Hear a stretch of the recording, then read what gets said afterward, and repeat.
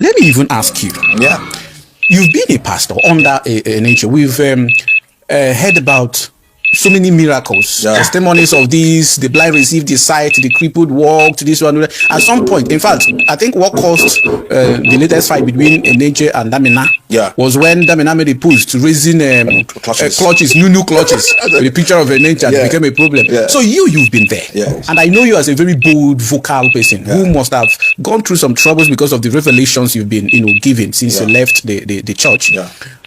Tell us, these miracles, are they true? Have you witnessed any of them? Like, can you confidently, categorically state with every single iota of conviction in you that some of these miracles, or all of them, are real? Today we have a very wonderful person in our midst, a former pastor with the Dunamis church. He's been a pastor for over 20 years, and today he's at the Car Truth podcast studio to share some very exciting, surprising, and strange experiences that he has had over the years as a Christian, and not just a Christian, but as a pastor at the biggest level. So we welcome you. I don't know if I should call you a former pastor or not, but Abraham Daniel. Thank you so much. Thank you so much. I'm so happy to be here. Thank you so much. I am grateful for what I've seen and for who you are, for what you are doing. The impact is heavy. Thank you. I'm part of the impact, and I'm grateful to be here. Thank you. What made you stop being a pastor, and what was your experience like, being a pastor under one of the biggest pastors in the world today, Dr. Paul Enenche, and some other things you may want to share with us? Yeah, thank you so much. Like you just said, my name is Abraham Daniel, and I've worked with Dr. Paul for over 10 years, pastor. Now, talking about how my exit point. First, if you are under a general overseer like someone like Dr. Paul Enenche, there's a ministry template that you must follow. And sometimes he because as a pastor, what we do is that every service day, for instance, service is on Sunday. By Saturday, you are waiting for preaching manual.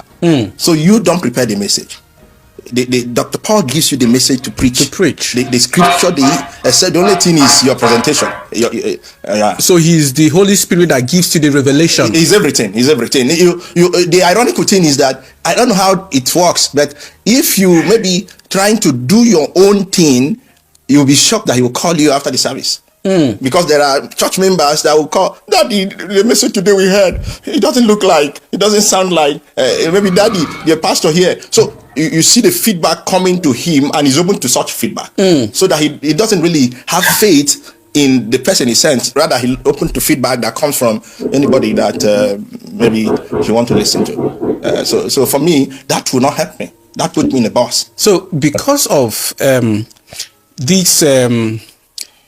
should I say it's a cage, lack of freedom to express your own understanding of what you think should be preached? Yes. Was that the sole reason why you left, or there was, other things? There were other things that... Yeah, you see, when I joined Dunamis, I came in 2008. I had to go through their Bible school. And I'm good in ICT. Someone that knew me before now in Benue. In those days, in 2004, I used to repair telephones. I used to mount masts, all these local masts, not the MTN kind of masts, base to base. Because then there was GSM were just coming, or was just coming. So we interior villages, all these big men. I've worked for Abamuru, Fabagada. So interior villages, they want to talk with their parents and all of that. So we help in connecting that. So someone knew me then in Benue, Otubo. I was using, coincidentally, his father's house, Chief D.E. Enenche, without knowing Dr. Paul Enenche. I never met him. I never knew him then. So someone recommended that this guy is very good. He recommended me to handle his production. Because then his production was zero. There was no bookshop. They were using umbrella, and the young men there, they were stealing the whole thing. They would just sell, pocket the money. So they were not accounting for them. So when I came, I stepped in there, and from there I proceeded. I was so good that I changed everything there because we are live. So I'm saying this, they can subject me and they can criticize me. So I was so good that I had to shift the production. I transformed the production before I left there. We built, of course, it's not just about me. I raised other staff that were able to stand by me, and we put up what Dunamis have now as a standard production. At one point, he cost me his pharmacist because there was no topic that I won't have it here. Sometimes he calls me 1 a.m., 2 a.m. You can call me Abraham. Where are you? I'll say, sir. Because we have this slogan: ministry is military. So if your senior pastor calls you, where are you? The answer is, where do you want me to be? Interesting. So, you want me to be? So you're like, I want you to be here. You are there. You appear. You appear there. So were you just in charge of the ICT department, or you were also a full-time pastor? I was a full-time pastor. As I was good at you were ordained. Yes, ordained by an angel, and the ordination was so rigorous. At that point, they have to take you through as a pastor. They'll do the ordination. You go. I think we had 3 days dry. 3 days dry. If you see people who are going like a skeleton, dry. Some people no water, and at the 3rd day he comes for impartation. So even at that, you find it very difficult to even, his platform to stand to take opening prayer. There are pastors that have gone through Dunamis Church or have stayed in Dunamis Church for 10, 15, 20 years, have not climbed that platform to take opening prayer. Like, praise God, let's talk to God. No. So it's so rigorous, like you're passing through the eyes of a needle. So there's no room for failure. So from there, in 2014, that was when I was posted out. I was posted to New Caro, the outskirts of FCT, New Caro. And when I got there, I met 950 congregation. And within 3-4 years, we moved it to over 3,000. And we are running 5 services on Sunday, 2 services on Wednesday. I was the first pastor that hosted it. I started a school because for me, I have heart for people. And that is one thing I talk about, my process being consistent in my destination. While I was there, I saw, as a pastor, people call you daddy. Yeah. And when someone calls me daddy, and I don't have capacity to daddy the person, I become helpless. That is the problem. That is just, I have seen people come, daddy, we couldn't pay students' school fees. So my ex-wife, I said, no, we need to start a school. Now, the place was small. The other place, I got it for lease for 2 years. And we started a school. Apart from Dunamis Church Maraba and Dunamis headquarters, we are the next that started school in Dunamis Church FCT. And we started that school. I wanted the school free. Yes, because I had planned how it would be. The rich would pay the school fees of the poor. The early church had it like that.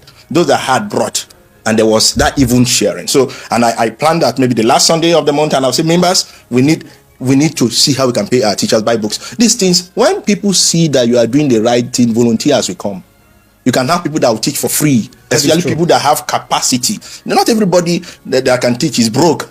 Some people have everything and they want to pour out their knowledge. They can say, sir, I want to make myself available. But when they see that you're making money out of the people, everything is being monetized, who will come? Even if they come, they'll charge you for money. So when I wanted to do it, instruction came from headquarters, don't try. Because it's not part of our policy. Okay, instruction came that you should not make the school free. Absolutely. Absolutely. And you can't do it. And this is coming from a supposed church of Christ. Mission. That should be there to help, the needy and the poor. If you check out the mission schools, they are very expensive. The church is very close by. Just try, maybe take one of your ward there and say you want to enroll and hear the school fees. You will run. And you ask yourself, the church is on a land that they are not renewing. It's their land. The capacity we are talking about, how much is school fees? Okay, how much is teacher salary? Now, let me even ask you. Yeah. You've been a pastor under a nature. We've heard about so many miracles, testimonies of these, the blind received the sight, the crippled walked, this one. At some point, in fact, I think what caused the latest fight between Eneche and Damina was when Damina made a post raising clutches, new clutches with a picture of Eneche, and it became a problem. So you've been there. And I know you as a very bold, vocal person who must have gone through some troubles because of the revelations you've been, given since you left the church. Tell us these miracles Are they true? Have you witnessed any of them? Like, can you confidently, categorically state with every single iota of conviction in you that some of these miracles or all of them are real? Wow, it's a very strong question, but I'll answer you. I will tell you, Captain, no. And it's with due respect to him and to Dunamis Church. I have nothing to lose or gain. You're saying no, that the miracles are not real? Are not real. They don't happen. Let me tell you, give you an instance. One major reason why I left is the frustration I had. After healing and deliverance service, we have more people that need healing than people that came for healing. I don't know whether you got me. After the healing service, you see people still want to see Daddy for prayer. I need to drink water. Please drink water. People frustrated. You could see frustration. And as a pastor, because when Daddy has gone, the wahala now is left for us because they have to meet us. Oh, Pastor, please, I need to see Daddy. I brought this person. I brought that person. And people, I'm like, whoa, where do I start from? Like, you could see pain.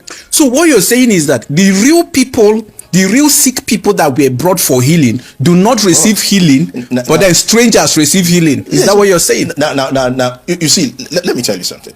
When you're on the stage, it's different from reality. When you are in a crowded atmosphere, charged with, disco light and bam, bam, bam, or the music is slow, your emotion is being tapped into. It's different ball game when the lights are off and you have to face reality. Now, most time when people, there's what I call environmental influence. For instance, if you are where Burna Boy or Davido or Michael Jackson is doing event and maybe you had malaria or maybe headache, you could be carried away with the dance. You won't even remember you had headache. Or it is after the whole thing when everybody make with the go house now. Like, what? This thing, they disturb me. It's back. That is when reality comes. Or maybe you are in a stadium and they say, a tiger is here. If you're not careful, a cripple will jump a fence. A cripple will jump a fence. That is true. A tiger is here, or a lion is here. People will do the unthinkable. Now, that is what I call the environmental effect. So when pastors or maybe Dr. Paul and is doing all of that, you see that emotion. So pastor, it is after the lights are off. Now the same person now is okay. Walk now. Say, that my stick I brought, can I have it back? I have seen now as a pastor, and with due respect to him, because I don't know, there's a case I don't know whether it's even him that is suing me. So, but I will say it maybe by Tuesday. Maybe you guys will not see me again, but no problem. Let me. No. We'll be here to speak for you. I have been there for this is like the 5th time. DSS, FCID. I've been to prison, and this guy has not left me alone. I don't know why, but this one now, and I'm out for him. It's either he leave me alone or I leave him alone. Somebody has to leave the other person. So what am I trying to say? So when you see stuff like that, at the end of the service, I remember one particular one. He or she came with an inhaler, and he said, the asthma is gone. The asthma is gone, and after the service, it's choking. And take. And if you watch, sometimes it's okay. Take it as your souvenir. Take it so that you show people, because you know that this thing is not real. The major victims are women. Major victims. Women are emotional. Very emotional. And especially when you have this kind of woman that is very clear, things that I can talk. And the women, they love daddy kind of thing. Daddy. So sometimes also people want, the way they have placed daddy, people want daddy to pray for them. So they can claim what has not happened just because they think that if I claim it and daddy will say, bring that person out, bring that testimony out. So they will think that daddy will use the opportunity to pray for them. Okay, so they have not received the testimony. They have not received the testimony. But they are trying to claim it by testifying. You got that gist. So someone can say, I came here. All they want is so that daddy, because to them, daddy has some power. And if I remain, because daddy wouldn't want you to come testify when you are not healed. So you have to claim you are healed so that daddy can lay his hand and use you, and camera will capture you for the whole world to see, and you are trending.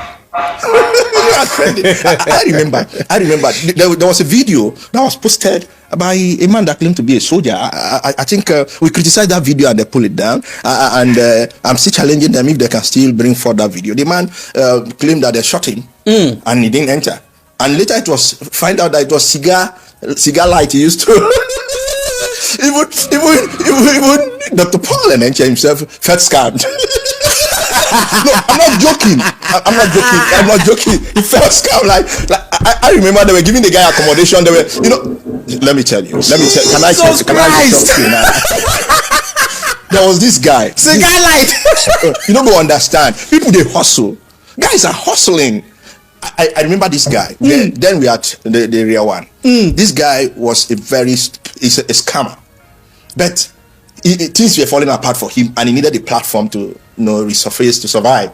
So he came to testify. You see, in the dream of the night, the face of Daddy appeared, and this I am a changed person. And you see, emotions when it happened like that, everybody like, ooh, and this person have no place to go again. It's only me and God now. So church will say, oh, Daddy will say, you make sure this guy has accommodation. Make sure you take care of this guy. And I remember this guy pretended like that. Nothing happened. He started dating because I was in charge of production and marketing. I was supervising them. One of the young lady that was in charge of Seeds of Destiny, this guy started dating this girl. Oh, you people even have marketing department. You sell product. The messages is preaches, and they are not free. You pay for them. So the girl that was in charge of Seeds of Destiny now this guy started dating this girl because the guy noticed that is where the money lies. So before you know, this girl will be giving this guy money, 100, 200, 300,000. That was how this guy left. Oh, when this guy left, he shocked Dr. Paul. Because people, and that's one thing I tell people, when you build, I have great respect for him, but you see, whatever you are building will be tried, will be subjected. That is and that's what we are doing. I don't have any personal issue. I remember one time one of my friends called me and he said, oh, there's a new formula. I'm like, what formula? He's my colleague, pastor. Yeah. He said, you don't know that this other pastor, he pays his tithe directly to Dr. Paul? I said, oh, directly? We as pastors, you pay your tithe, drop it in the offering, indicate tithe, and he's separated. He said, no, this pastor takes his tithe and he wrote scriptures that validate it. Pay your tithe to the priest. So he pays his tithe to Dr. Paul directly. So number one, Dr. Paul prays for him directly. What he does now is compel all his staff to pay tithe to him. Yeah, because if I'm paying to the priest, I'm the priest. This strategy. Yeah, all his staff, you have to pay tithe to me because I pay to him. From what you pay to me, I pay to him. So when he told me that, say, oh, that's a new one now. So this person you're talking about is a pastor. He's a pastor. So he pays his tithe directly to Dr. Paul, and then he tells those who are under him, to pay to him. To pay to him because he pays to Dr. Paul. And these are pastors under Enenche. Yes, in Dunamis. Because we have location pastors. As a location pastors, you have staff. Maybe you have accountant. You have other staff under you. You can even have if you're like a regional pastor, you have other junior pastors under you, so they pay tithes to you because you have compelled them. And this guy, he said, if somebody bring money now and see me, maybe I'm in the office, and said, Pastor, Daddy, this is my tithe. So, but that money, they go offering again on my own. So when I heard that, like, wow, this is not a policy that we practice, but this is a way people want to survive. Do you think that this is the reason why most pastors often refuse to perpetually submit to a bigger man of God? They run off to start their own ministry. Absolutely, it's business, and if I can do it on my own and make more money, why not? There's this young man, you see, and one time I told them, the problem you have with Dr. Paul is not anything but sharing formula, because you left him and you are preaching the same thing. So why were you not there? Why didn't you remain there? I remember one of these guy, and he's in Enugu.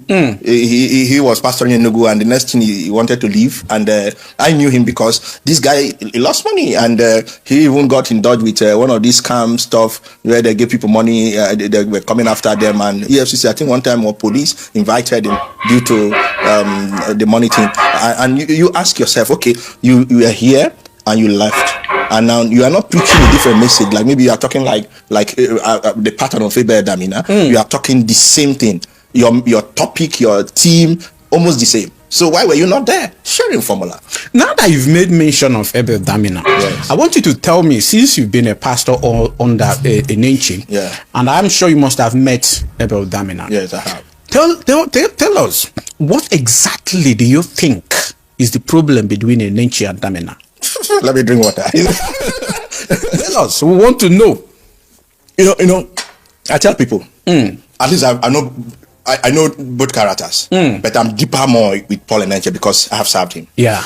Now, to be honest with you, whatever Abel said in terms of it is too hot. I need to be drinking water. To be honest with you, I've met Dr. Abel. I heard his side of the story. I met him at Abel Hotel, Budu, and he was sharing with me. Of course, his impact. Even then, Dr. Paul Enenche have not disclaimed, but he was telling me, "Oh, this is what." And as a pastor, you know, when you are there, you know how your GO started, even though he may not say it openly. Yeah. And of course, it was very clear that Abel played a major role for the kickoff of the church. And one time, while Dr. Paul Enenche, the problem with Dr. Paul Enenche, for him or to him, he has arrived so massive that to accept Abel as someone that brought him from that level to where he is like you are belittling him. It's just like you're a big man now, and your father has one leg. And you have friends around, and this was why he adopted Bishop Oyedepo. Yeah, he has to be. He needed someone above him, not below. Not supposedly below him. Because Abel Damina is a big guy. Yes, of course. Abel is not a loud monetary guy. He's a big guy. He is. We know him. I know him. At one point, he was even trying to know his investments. I know him, but he's not loud. Yeah. You know, Redibo is loud. Redibo is loud, and so Dr. Paul needed that kind of platform. So, and of course, people do things that work for them. You know, access. You need access. When you said, "My father in the Lord is Dr. Paul David Oyedepo," when you hear that, "Oh, is it David Oyedepo, the owner of this?" Oh, come on, access. So, for me, that was really obvious that Abel Damina. Even at one point, some videos were posted, and of course, they have to try to debunk. The problem is that your past, you can never rewrite your past. Don't distort it. Just leave it the way it is. If you have a poor father, it doesn't make you, and now you are rich. That is in quote. Abel is not broke or poor, but Abel, his style of message. I remember we have hosted Abel before. We have hosted Abel before, and Abel have preached for him, and so for me, for him to say that, I was disappointed. When I heard that thing going up and down, I said no. No, sir. You can do better. Was it disrespect to Abel Damina? Come on. No matter if your father is broke or your father is short or tall, it's your father. You can't change who your father is. You can't change who your father is. All you need to do is to see how you can improve and do better. If you have the concept of adopting a father, for me, it doesn't work anywhere.